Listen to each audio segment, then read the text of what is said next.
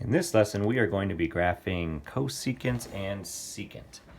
And just kind of a big thing about this is when you're graphing cosecant, you're secretly graphing sine. And when you're graphing secant, you're secretly graphing cosine. And then we'll apply the reciprocal idea to it. So if I were to graph sine right now, sine is going to repeat itself every 2 pi. So sine starts on the line, and then we'll hit a high point, middle, low point, middle. Now, I'm not going to connect the dots because this is where the cosecant part kicks in. So remember that they're reciprocals. So the reciprocal of 0, so if you have a value for 0, if you need to make it a fraction, we make it a 0 over 1.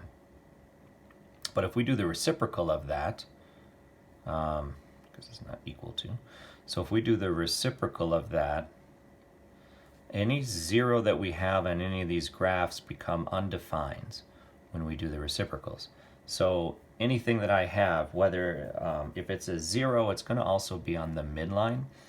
But anything that I have here, I'm going to have asymptotes. So any of my zeros are going to be asymptotes. So if I'm graphing cosine, well, we'll come back to it. So if I'm graphing a sine graph, as I approach that 0 that I was having, and I'm going to be talking about the reciprocals. So as this value is approaching 0, before we get to the asymptote idea, as it's approaching, so my sine graph would have been approaching 0, which means it's getting infinitely small. So on a reciprocal of infinitely small, it means it's going to be infinitely large. So that value that's almost 0 becomes really, really big. And then a reciprocal of 1 is 1. So the closer I get to 1, the reciprocal of it is also going to be closer and closer to 1. So on the other side, you'd have this side would be approaching 0. And so as you're getting closer and closer to 0, again, the reciprocal of that would be infinitely large. And then the same would hold true on this side. You're just doing it from the negatives. So infinitely small from the negative is going to become infinitely large into the negatives. So that's what your one full cycle of cosecant is going to be. And so you're going to have asymptote, asymptote, asymptote, and you're going to have these pieces that instead of it getting really approaching 0, it's going to approach infinity. If you're doing secant, this one's going to look a little weird. Your graph would have been here, here, here, here, and here if you were graphing your cosine graph. But any of the zeros become asymptotes. And then anything that's kind of in the negatives is going to go down this way. And these are going to go this way. And I suppose it kind of feels weird, but if you want to make it look a little bit more normal, you're going to have that. So really, when you're graphing cosecant and secant, you're really graphing sines and cosines. And then we'll turn zeros into asymptotes, and instead of going to 1, we'll go up and we'll go down. Okay, so we're going to do 2 of these. So first one is going to be 2 plus 3 secant of 2x minus pi. All right, so this is going to apply everything. So the first thing is, let me rewrite this. I don't love this order here, so let's put the 2 over to the outside. So we have a 3 secant. Let's factor anything out of the x here.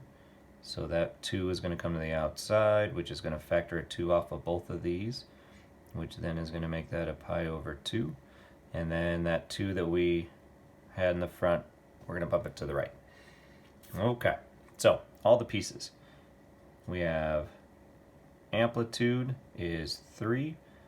Our period is being messed with this 2, so it's 2 pi because it's a cosine graph divided by 2, which makes it pi.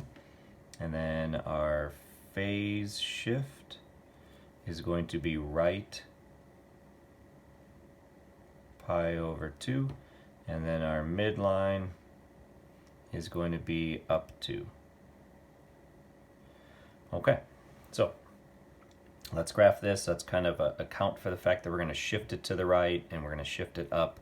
So let's give some space here. So we're going to shift it up 2, and then we're going to go up 3 and down 3 from there. So 1, 2, that is our new midline. And we're going to go 1, 2, 3, 1, 2, 3. So our graph's main spots are going to be at -1 and 1, 2, 3, 4, 5. Okay, so normally our cosine graph would kind of fluctuate within there. We're going to be doing the reciprocals of that, so that's going to mess with it. And then our phase shift, our period is pi, so we're going to go 1, 2, 3, 4. That's pi. Cut it in half, that's pi over 2. Which that distance is exactly how far we're going to shift everything to the right. So, because that's our phase shift. So let's finish our scale here. So half of the pi over 2 is pi over 4, so that's 1/4, 2/4, 3/4. And everything is going to shift to the right 2 more spots. So 4/4, 5/4, and 6/4, which simplifies to 3 pi over 2. Okay, so we're going to graph as if we're really graphing cosine right now. So cosine is going to start at a high point and then drop down. So we would have started here, except it got shifted 2 spots to the right. So it's here.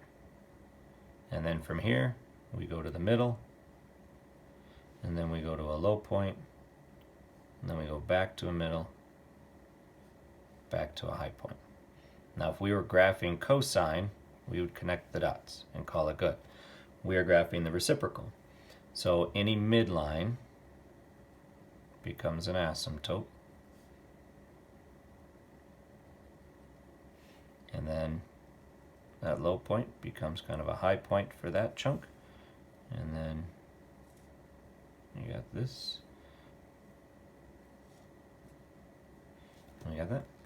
So that is graphing secant. All right, let's do one more. Okay, so this one is going to be cosecant, which really means we're thinking sine. But again, it's all in a weird form, so let's readjust. So that 2 I'm going to bump over. We have a -4 cosecant. I'm going to factor the 1/2 off. So factoring a 1/2 off is like multiplying by its reciprocal. So that actually is going to become 2 pi. And then I'm going to bump the 2 over to the outside. Okay, so that's really what we got going on. And we're going to graph sine.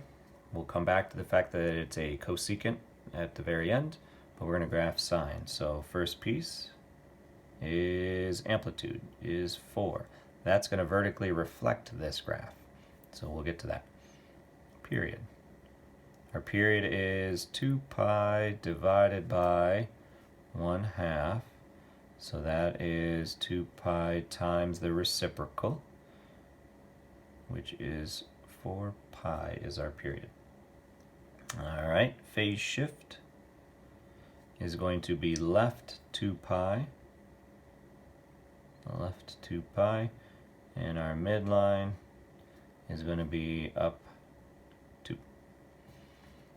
Okay, so we are going to account for the fact that our graph normally kind of starts at the origin and goes out to the right, but we're going to have some of the graph on the left because of the phase shift. And then we are going to have, we need more room up above. So,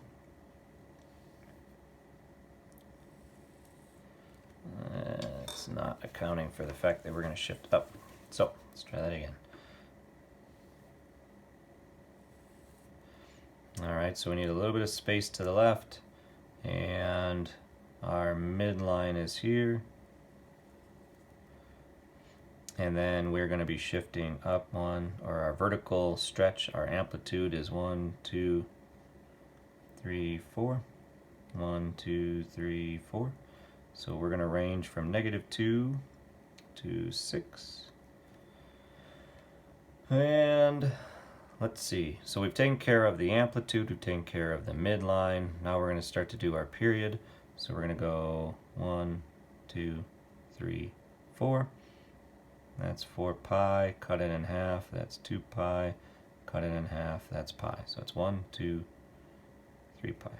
However, our entire graph is going to shift left 2 pi. So we're going to shift left 2 spots. So 1, 2. So that's a negative 2 pi, negative pi. Okay. So we got everything accounted for. So you're graphing a sine graph, reciprocal of cosecant, and it's going to be reflected. But a sine graph would have started on the midline, but we're going to bump it back here, 2 spots. And then from here, basic sine curve would do this, except we're reflecting it. So we're doing that. So we're going to go down to the bottom, back to the midline, up to the top, and then back to the midline. Okay, so that would be our sine curve, except we're doing cosecant. So this is where anything on the midline is going to turn into an asymptote, asymptote, asymptote. And then high points become low points become high points. Okay, and that is one full cycle of a cosecant. All right, and that was graphing cosecant and secant, which really means you're graphing sines and cosines, and then you got to do the reciprocal part. Thanks.